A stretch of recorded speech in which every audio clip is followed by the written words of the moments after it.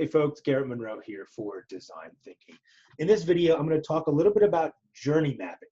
Journey mapping as this key tool in the empathize phase or the what is phase for uncovering insights on products or services that you're investigating. So I'm going to share a little bit about my experience using journey mapping, style thinking, journey mapping tools for my own business. Sauna Rocket. I'm going to talk about how I use design thinking more or less to launch the product and how it's done. I'll talk more about the product as the course progresses, but let me get in a little bit, if I haven't talked about it much yet, exactly what the product is. And so, yeah, the name of my company is Sauna Rocket. It's a business I run on Amazon.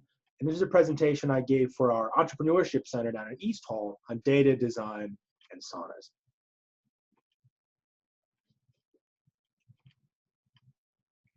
So more or less the idea was how can you take a product to market using tools available to us right now. A lot of these are free tools, from kind of just having an idea to running and selling a business, particularly on Amazon.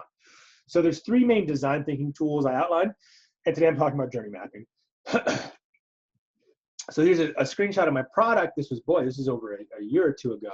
And let me actually bring up a recent, go to Amazon and look at the product now. Give an updated look at the product. I'm out of stock now. We'll be back in stock in a week or so, but you can see it's 150. There's a lot more reviews. The ratings have gone up to about 4 stars. And so this is the product. It's a home steam room. It's a home sauna, I call it. And it's done quite well. And in fact, I've also launched a 2-person version of this product. You see advertisements coming through to me, which is a little better reviewed.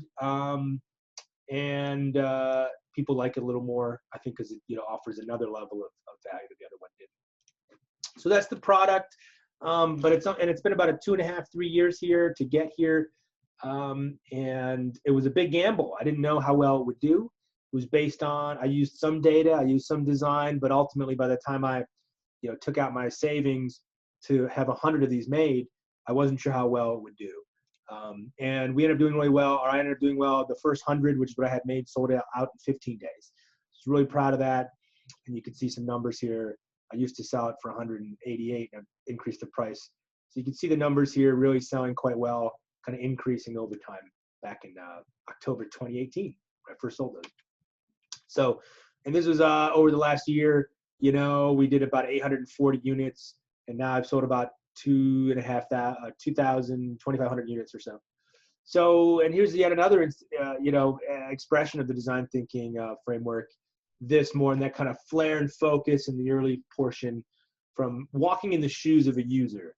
And that was more or less my greatest strength with this project, was just being obsessive with saunas, being a lifetime sauna user, having a ton of experience, a ton of my own feelings and emotions and my own needs unmet through the sauna landscape, the sauna marketplace, and then having a series of other skills that was able to solve that problem for myself.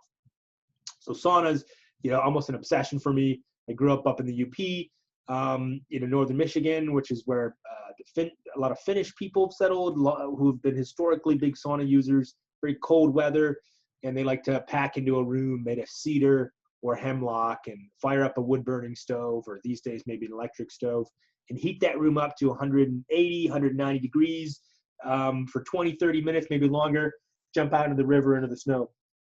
Makes you feel fantastic and quite alive. Not for everybody, not everybody likes it, but it's something that I've done a lot of, or I did a lot of, certainly up north growing up, went to college at Lake Superior State University, spent a lot of time there connecting with professors and students, just going after a gym, going after a workout, and improving recovery, improving sleep, and all these sorts of things. So it's, incredible benefits to sauna use, really emerging. It's becoming more and more popular through health and wellness. And I won't go into all that now. But basically after college, where I had a direct line to sauna use, I ended up going to China and working and teaching for 6.5 years. So here I am at Kunming Foreign Language School with a graduating class of our seniors. And in China, spas and steam rooms are very popular. Here's a Chinese e-commerce app called Taobao, which is kind of like their Amazon. I noticed they had these one-person kind of silly-looking sauna tents that were very popular. I didn't use those at the time. I went to a spa, kind of a bathhouse on the weekend, and was able to utilize that to get my sauna fix while in China. I did also become familiar with a platform called Alibaba, which is how you connect with factories over there. And so the requirements are, of course, you have to have very large minimum order quantity. So for instance, pea protein, I was looking at starting a business selling protein or doing shakes, protein shakes. You had to order a ton, right, as a minimum order. And so you could get these sample packages of 50 kilo bags, which is like a drum. And I had some samples sent over, and so I ended up with an apartment filled with just different protein powders. But I got comfortable, connecting with factory owners and using Alibaba to buy wholesale or factory direct products. So anyway, upon returning to the U.S. after spending a career in China, I settled in Hiram, interested in tech and trek, and rented an apartment in Streetsboro. And I was unable to get access to sauna. Hiram didn't have a sauna. There wasn't a gym in Streetsboro with a sauna. And obviously, as somebody renting an apartment, I didn't want to invest thousands of dollars, which is what it costs to build a sauna at home. And so I was really frustrated, like, where do I get access to a sauna? And so, of course, I'm thinking, is this just me, or is this more of a universal problem? Is sauna access a problem that's begging to be solved? And so I think that, I was online and aware that more people in the wellness industry are interested in saunas. Most commercial gyms don't have them anymore. Now we're looking at Planet Fitness, 24/7 Fitness, these sort of low-cost, high-volume gyms becoming popular, and they get rid of all the extra amenities. So they're no longer doing things like nice locker rooms and steam rooms and saunas. Spas are expensive. Doesn't make sense for a regular sauna habit to go to a spa, at least for me. And so full saunas are, of course, expensive to install. You really need to be in a different class of salary, a different class of homeowner to be investing in a sauna, not me. And of course, home ownership is down. Fewer people can own a home. People my generation, millennials, harder, home ownership's way down. And so, of course, renting is up. They're not going to be investing in home sauna. So I'm thinking market factors are combining to create a great opportunity, or at least I'm thinking, this isn't a universal this is a universal problem, perhaps. And or maybe a niche problem. Maybe it's just a niche problem, not universal. But within people interested in saunas, this is a challenge.